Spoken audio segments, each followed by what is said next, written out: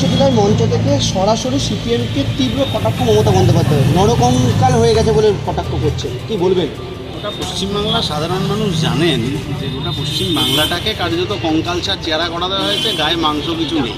কারণ পরিযায়ী শ্রমিকরা বাইরে চলে গেছেন, কাজ নেই, 100 দিনের কাজের টাকা চুরি হয়ে গেছে, সারদা নারদা চুরি হয়ে গেছে, এবং আরজিকর হোক, ল কলেজ হোক, পার্ক স্ট্রিট হোক, একের পর এক নির্যাতন। ফলে গোটা পশ্চিমবাংলাকে কারা কঙ্কালসার করে দিচ্ছে, পশ্চিমবাংলার সম্মানহানি কারা করছে, সাধারণ মানুষ জানেন। কালকে যে শহীদ দিবস বা শহীদদের স্মরণে যে সভা, সেখানে দেখা গেল যে শহীদ স্মরণ তো দূরের কথা, প্রায় এক ঘরে তৃণমূলেরই একটা সভা করেছে বলে মনে হচ্ছে। সেই ব্যাপারটা গত কয়েক বছরে তৃণমূলের মারামারিতে যারা খুন হলেন গোটা পশ্চিমবাংলা জুড়ে, তাদের জন্য বোধহয় কালকে কোনো দিবস পালন করা হয়নি। আর দ্বিতীয় কথা হচ্ছে, এই যে দাবিতে এই মুভমেন্ট সেই সময় হয়েছিল, মমতা ব্যানার্জি করেছিলেন, রাজ্য সরকার কিন্তু ভোটার কার্ড দেয় না। যদি এই ভাবনাটা মমতা ব্যানার্জির থাকতো যে ওটা নির্বাচন কমিশনে গিয়ে আন্দোলন করতে হবে, তাহলে এই মুভমেন্টের কোনো প্রয়োজন ছিল না। পাশাপাশি যেটা দেখা গেল যে রাম, ব্যায়াম, শ্যাম তিনজনকে কড়া ভাষায় জবাব দেবেন 26-এর ভোটের পর। শুধুমাত্র বদলা নয়, বদল চাই, এই স্লোগানে তারা বিশ্বাসী বলে আজকে চুপ করে আছেন, ছেড়ে দিচ্ছেন আপনাদের। সেটা একবার করতে থাকে। কথা হচ্ছে যে আগের বার 21শে জুলাইয়ে যা বক্তৃতা করেছিলেন, এবার আর সেগুলো বলতে থাকেনি।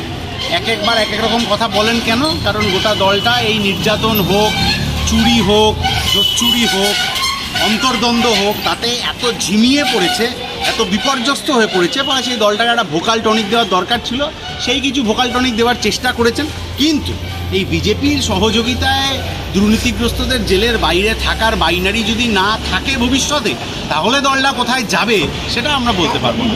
পাশাপাশি যেটা দেখা গেল যে 21শে জুলাই যেমন একটা স্মরণীয় দিন বা শোক প্রকাশের যে চিত্র, সেটা তো দেখাই গেল, উল্টে দেখা গেল জমিয়ে খাওয়া দাওয়া, মাংস ভাত থেকে শুরু করে স্টেজের থেকে ঢিল ছোড়া দূরত্বে মদের আসর জমিয়ে চলছে, নাচ, হিন্দি গানের সাথে। যে দলের যে সংস্কৃতি তারা সেই রকমই পালন করুক, সেটা নিয়ে খুব বেশি বলার কিছু নেই। কিন্তু দলীয় সংস্কৃতিকে গোটা পশ্চিমবাংলার সাধারণ মানুষের সংস্কৃতির অবক্ষয়ের মধ্যে নিয়ে যাওয়া, এইটা তৃণমূল চালু করেছে। যে শব্দ তৃণমূল নেত্রী বলছেন, ওইটাকেই আপনাকে মান্যতা দিতে হবে। এই স্বৈরাচার যে কথা পাড়ার তৃণমূল নেতা বলছে, সেই মতোই আপনাকে কাজ করতে হবে, নাহলে পাড়ায় থাকতে পারবেন না। এই স্বৈরাচারী প্রবণতা তৃণমূলকে বন্ধ করতে হবে, এইটা বাংলার মানুষ বলছে। পাশাপাশি যেটা দেখা গেল যে খেটে খাওয়া মানুষদের জন্য বা সমাজে একদম নিম্ন মানুষদের জন্য কোনো কথা বলতেও দেখা যায়নি।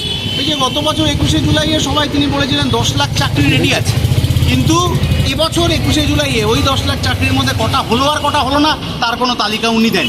গত বছরের 21শে জুলাইয়ে পরিযায়ী শ্রমিকদের যন্ত্রণার কথা বলেছিলেন কিনা জানি না, এবছর কিন্তু তাদের নিয়ে কিছু বলেন। এই যে বাংলাভাষী মানুষের জন্য এত চারিদিকে হেনস্থা হচ্ছেন সাধারণ মানুষ, কেন হচ্ছেন?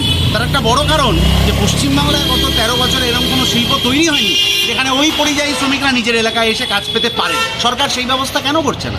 10 লাখ চাকরির যখন কথা বলছেন, উনি তো স্টেজ থেকে কালকে এই কথাটাও বলেছেন, 40% হারে তিনি বেকারত্ব কমিয়েছেন বাংলায়। কার 40%, কিসের 40% কেউ জানে না।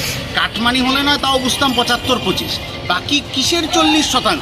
আর এই যে শতাংশের হিসেবটা উনি দিচ্ছেন, এটা সরকারের কোন দপ্তরের কোন ওয়েবসাইটে কোন লেখার মধ্যে আছে, এইটা যদি একটু দিয়ে দেন তাহলে আমাদের ভালো হয়। না হলে যে মিথ্যাচার তৃণমূল গোটা 13 বছর ধরে করে আসছে, আমাদের বুঝতে অসুবিধা হয় না যে এটা তারই একটা নতুন পার্ট।